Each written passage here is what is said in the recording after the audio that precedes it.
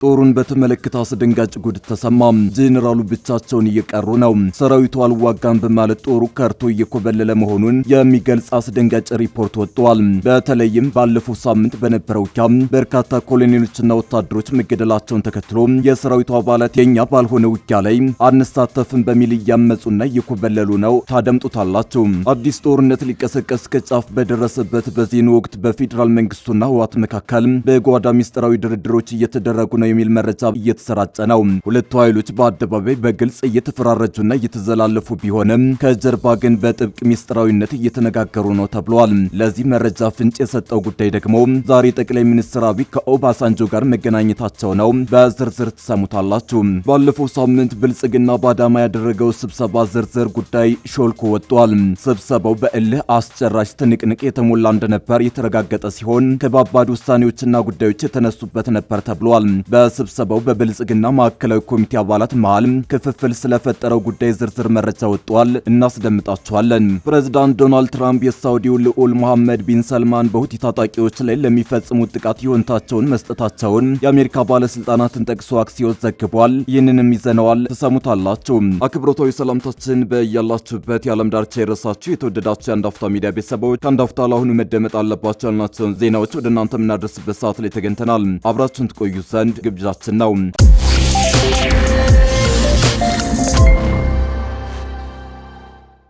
አዲስ ጦርነት ሊቀሰቀስ ከጫፍ በደረሰበት በዚህን ወቅት በፌዴራል መንግስቱና ህወሓት መካከል በጓዳ ሚስጥራዊ ድርድሮች እየተደረጉ ነው የሚል መረጃ እየተሰራጨ ነው። ሁለቱ ኃይሎች በአደባባይ በግልጽ እየተፈራረጁና እየተዘላለፉ ቢሆንም ከጀርባ ግን በጥብቅ ሚስጥራዊነት እየተነጋገሩ ነው ተብሏል።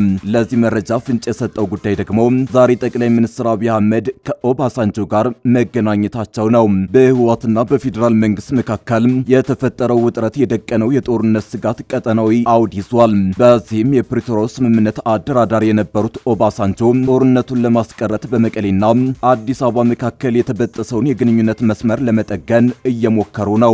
ኦባሳንጆ ከአንድ ወር በፊት ወደ መቀሌ ተጉዘው ከደብረ ጽዮንና ከከፍተኛ የህወሓት አመራሮች ጋር የተመካከሩ ሲሆን ዛሬ ደግሞ ከጠቅላይ ሚኒስትር አብይ አህመድ ጋር ተገናኝተው መክረዋል። የዶክተር ደብረ ጽዮን ገብረ ሚካኤል አንጃ በኃይል ክልሉን ተቆጣጥሮ ከፌዴራል መንግስቱ ጋር በከፍተኛ ፍጥጫ ውስጥ እንደሚገኝ ይታወቃል።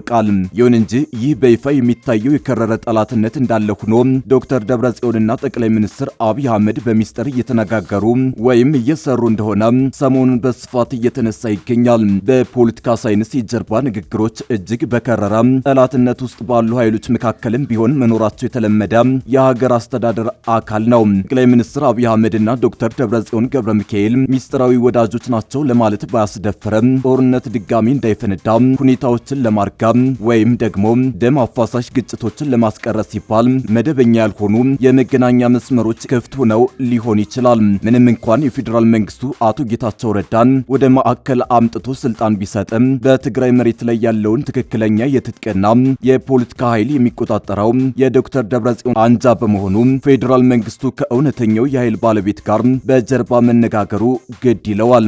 ይህ የሚስጥር ግንኙነት ለፌዴራል መንግስቱ የከፋፍለ ግዛት ስትራቴጂን ለማስፈጸም እጅግ ጠቃሚ ነው። አቶ ጌታቸውን በይፋ በማቅረብና ዶክተር ደብረጽዮንን ደግሞ በጀርባ በማነጋገር ህወሓትን በማያባራ የጥርጣሬና የፉክክር አዙሪት ውስጥ አዳክሞ ለማቆየት ያስችለዋል። ሁለቱም አንጃዎች የራሳቸውን የህልውና ማስጠበቂያ መንገድ እንዲከተሉ በማድረግ ፓርቲው ዳግም እንደ አንድ ጠንካራ ስጋት ሆኖ እንዳይወጣ ለማድረግ ያለመ የፖለቲካ ቼዝ ጨዋታ ነው። በኢትዮጵያ ፖለቲካ ዘላቂ ጥቅም እንጂ ዘላቂ ጠላት የለም የሚለው ህግ በዚህም በተግባር ሲተረጎም ይታያል። ከዚሁ ስብስብ የውስጥ ፖለቲካ ባሻገር የኤርትራ መንግስት በቀጠናው ያለው አንድምታ የዚህን መላምት አሳማኝነት በእጅጉ ያጎለዋል። ከፕሪቶሪያው የሰላም ስምምነት በኋላ በአዲስ አበባና በአስመራ መካከል ያለው ግንኙነት እጅጉን ሻክሯል። በዚህ አውድ የፌዴራል መንግስቱ ከኤርትራ ጋር ሊፈጠር ለሚችል ለማንኛውም ያልተጠበቀ ግጭት ትግራይ እንደ ተፈጥሯዊ የቋት ዞን እንድታገለግል ሊፈልግ ይችላል።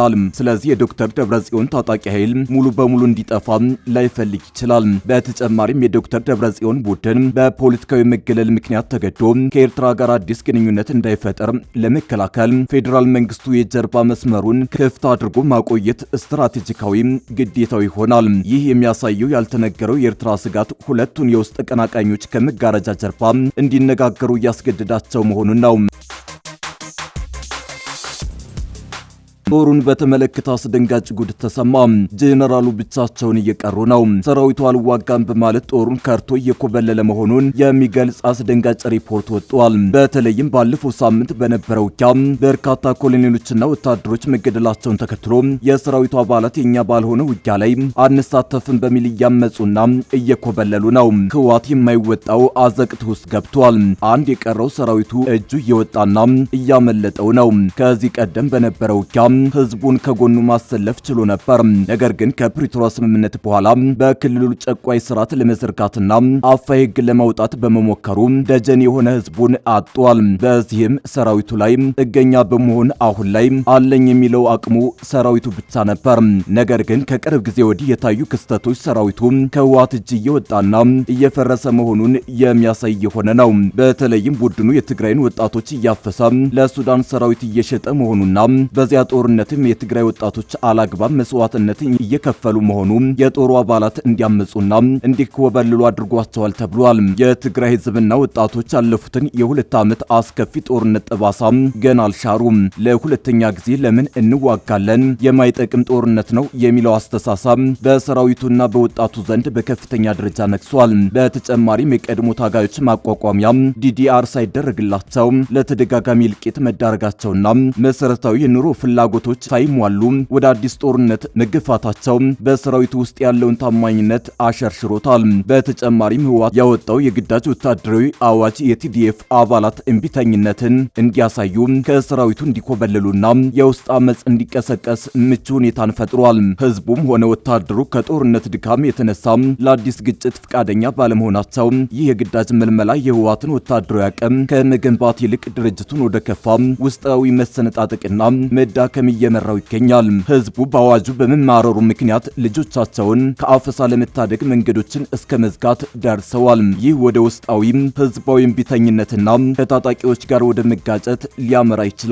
ህወሓት በትግራይ ክልል ያወጣው አዲስ የግዳጅ ወታደራዊ አገልግሎት አዋጅና የሰራዊት መልመላ አፈሳ በህዝቡ በወጣቶችና በሰራዊቱ አባላት መካከል ከፍተኛ ተቃውሞና የመከዳት ስጋት መፍጠሩን እውነተኛና መሬት ላይ ያለ ሀቅ ነው። በተለይም በህወሓት ስር የሚንቀሳቀሰው የቲዲኤፍ ሰራዊት አባላት አዲስ ለሚቀሰቀሰው ጦርነት አንዋጋም ማለት የማመጽና የመኮብለል እድላቸው እጅግ ከፍተኛ መሆኑን በርካታ ማረጋገጫዎች ያሳያሉ። ላይ ሾልኮ ወጥቷል። ስብሰባው በእልህ አስጨራሽ ትንቅንቅ የተሞላ እንደነበር የተረጋገጠ ሲሆን ከባባድ ውሳኔዎችና ጉዳዮች የተነሱበት ነበር ተብሏል። በስብሰባው በብልጽግና ማዕከላዊ ኮሚቴ አባላት መሃል ክፍፍል ስለፈጠረው ጉዳይ ዝርዝር መረጃ ወጥቷል። በአዳማ ከሰሞኑ አከራካሪ በሆኑ ጉዳዮች ላይ የብልጽግና ፓርቲ ማዕከላዊ ኮሚቴ ስብሰባ ማካሄዱ ታውቋል። በፓርቲው ምክትል ፕሬዝዳንት አቶ አደም ፋራ የተመራውና ከየክልሉ የተውጣጡ ከ300 በላይ አባላት የተሳተፉበት በዚህ ስብሰባ ላይ ፓርቲው ለሀገራዊ ምክክሩ እንደ አቋም ያዛቸውና ሊተገበሩ ይገባል ያላቸው አጀንዳዎች ቀርበው ሰፊ ክርክር ተካሂዶባቸዋል። በተለይም ለሀገራዊ ምክክሩ የተዘጋጁና አከራካሪ የሆኑ የህገ መንግስት ማሻሻያ ሐሳቦች በሁለት የፓርቲው ከፍተኛ አመራሮች የቀረቡ ሲሆን ከነዚህ መካከል የራስን እድል በራስ የመወሰን እስከ መገንጠል ከሚለው ህገ መንግስታዊ ድንጋጌ ውስጥ እስከ መገንጠል የሚለው ሐረግ እንዲሰረዝ የሚለው ይገኝበታል። በተጨማሪም የኦሮሚያ ክልል በአዲስ አበባ ላይ ያለው ልዩ ጥቅም የሚለው ድንጋጌ ቀርቶ ወደ የጋራ ጥቅም እንዲቀየር የሚል ሐሳብ ቀርቧል። አሁን ያለው የክልሎች አወቃቀር ለሀገር አንድነት ስጋት ነው ተብሎ ስለሚታመን ክልሎች በቋንቋና በማንነት ሳይሆን በጂኦግራፊያዊ አቀማመጥና በኢኮኖሚ ትስስር ላይ ተመስርተው እንዲዋቀሩ የሚል አጀንዳ በዋነኝነት ቀርቧል። ከዚህ ጋር ተያይዞም አዲስ አበባና ድሬዳዋ ራሳቸውን የቻሉ ክልሎች እንዲሆኑና በፌዴሬሽን ምክር ቤት ውስጥ ውክልና እንዲኖራቸው የሚሉ ነጥቦች ተነስተዋል። በመሬት ባለቤትነት ረገድም መሬት የመንግስትና የህዝብ ብቻ መሆን ቀርቶ የግል ባለቤትነትን እንዲያካትት፣ ይህም መሬትን እንዳስፈላጊነቱ ለመሸጥና ለመለወጥ እንዲሁም ለኢንቨስተሮች ዋስትና ለመስጠት እንዲያስችል ማሻሻያ እንዲደረግ ተጠይቋል። ከቀረቡት አጀንዳዎች መካከል በተለይ ክልሎች በማንነት ላይ ሳይሆን በጂኦግራፊና በኢኮኖሚ ይዋቀሩ የሚለውን ሐሳብና የኦሮሚያ ልዩ ጥቅም ቀርቶ የጋራ ጥቅም ይሁን የሚሉትን ነጥቦች የኦሮሚያ ክልል አመራሮች በጽኑ ተቃውሞታል። በሌላ በኩል በህገ መንግስቱ መግቢያ ላይ የሚገኘው እኛ የኢትዮጵያ ብሔሮች ብሔረሰቦችና ህዝቦች የሚለው ሐረግ በእኛ ህብረ ብሔራዊ የኢትዮጵያ ህዝቦች በሚል እንዲለካ ፓርቲው አቋም መያዙ ተገልጿል። የብልጽግና ፓርቲ በከፍተኛ አመራሮቹ ስብሰባ ላይ ካቀረባቸው ዋና ዋና አጀንዳዎች መካከል አንዱ አሁን ያለው የኢትዮጵያ ህገ መንግስት መግቢያ እንዲቀየር የሚል መሆኑን በመድረኩ ላይ የተሳተፉት የፓርቲው ኃላፊ ለቢቢሲ ገልጸዋል። አሁን ያለው የኢፌዴሪ ህገ መንግስት መግቢያ እኛ የኢትዮጵያ ብሔሮች፣ ብሔረሰቦችና ህዝቦች በማለት ይጀምራል። ብልጽግና ፓርቲ ግን ይህ ሐረግ እንዲቀየር አቋሙን ለአመራሩ አቅርቧል። ህገ መንግስቱ እኛ የኢትዮጵያ ብሔሮች፣ ብሔረሰቦችና ህዝቦች የሚለው ሐረግ እኛ ህብረ ብሔራዊ የኢትዮጵያ ህዝብ በሚል እንዲተካ ሐሳብ አቅርቧል። ፓርቲው አሁን ያለው የኢትዮጵያ ህገ መንግስት መግቢያ ከጭቆና በመነሳት የተጻፈና የጋራ ራዕይን የማያሳይ በመሆኑ መለወጥ አለበት የሚል ሐሳብ ማቅረቡን እኚሁ ባለስልጣን ተናግረዋል። ፓርቲው ያቀረበው ሁለተኛው ምክንያት ማንነታችን ብሔርም ሆነ ብሔረሰብ አይደለም፣ እኛ ዜጋ ነን፣ ኢትዮጵያውያን ነን የሚሉትንም ወገኖች እንዲያካትት ለማድረግ ነው። ይህ ከሰኔ 23 እስከ ሰኔ 25 ቀን 2016 ዓ.ም ድረስ የተካሄደው ስብሰባ መረጃዎች ባለፈው ሳምንት በስፋት ሲሰራጩ መቆየታቸው ይታወሳል። ፕሬዝዳንት ዶናልድ ትራምፕ የሳውዲው ልዑል መሐመድ ቢን ሰልማን በሁቲ ታጣቂዎች ላይ ለሚፈጽሙት ጥቃት ይሁንታቸውን መስጠታቸውን የአሜሪካ ባለስልጣናትን ጠቅሶ አክሲዮስ ዘገባ። ሳውዲ ሰኞ ዕለት በሰንዓ በሚገኘው አውሮፕላን ማረፊያ ላይ ጥቃት የፈጸመች ሲሆን ይህንን ተከትሎ በኢራን የሚደገፉት የሁቲ ታጣቂዎች እንደ አውሮፓውያን አቆጣጠር ከ2022 ወዲህ ትልቅ ነው የተባለ የአጸፋ እርምጃ ወስደዋል። ይህም ለ4 ዓመታት ዘልቆ የቆየውን ይፋዊ ያልሆነ የሰላም ስምምነት ያፈረሰ መሆኑ ተገልጿል። የሳውዲው ልዑል አስቀድመው ለአሜሪካው ፕሬዝዳንት ሀገራቸው ከሁቲ ታጣቂዎች ጋር ባለው መጠነ ሰፊ ግጭት ዙሪያ ስጋት እንደገባትና የአሜሪካን ወታደራዊና ዲፕሎማሲያዊ ድጋፍ እንደምትፈልግ መጠየቃቸው ተገልጿል። ሳውዲ አረቢያ ይህንን የጠየቀችው ባለፈው ሳምንት መሆኑ የተገለጸ ሲሆን ሐሙስ ዕለት በዋሽንግተን የሳውዲ አምባሳደር ከውጭ ጉዳይ ሚኒስትሩ ማርክ ሮቢዮ ጋር ተገናኝተዋል። ከአንድ ቀን በኋላም ሮቢዮ የሳውዲ የውጭ ጉዳይ ሚኒስትር ልዑል ፋይሳል ቢን ፋርሃንን ጋር ተነጋግረዋል። አረብ ዕለት ደግሞ ፕሬዝዳንት ትራምፕ ከሳውዲው ልዑል ጋር በስልክ ተወያይተዋል ተብሏል። የአሜሪካ ባለስልጣናት የሳውዲው ልዑል በሁቲ ላይ የሚፈጸም ወታደራዊ እርምጃን አሜሪካ እንድትደግፍ ትራምፕን መጠየቃቸውን ተናግረዋል። ዋይት ሃውስ በጉዳዩ ላይ